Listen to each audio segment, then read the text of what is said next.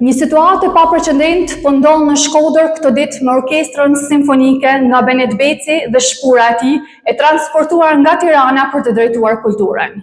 Para disa ditësh kemi bërë prezent heqjen e shumë muzikantëve të kësaj orkestre në mënyrë të fshehtë dhe të pabarabartë, përmes një konkursi as pak transparent nga ana e bashkisë, ku sot e gjithë ditën nuk janë shpall fituesit dhe nuk dihet fati i tyre.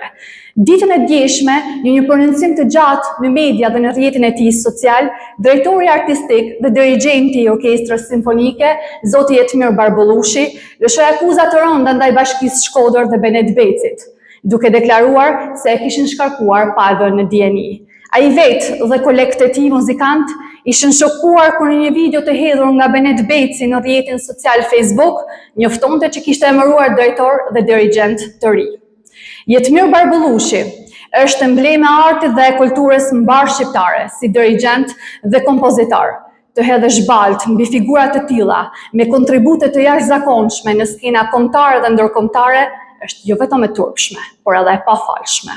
Për 51 instrumentist u bë audicion, ose gjoja audicion, por ama dirigjenti shkarkohet me Facebook.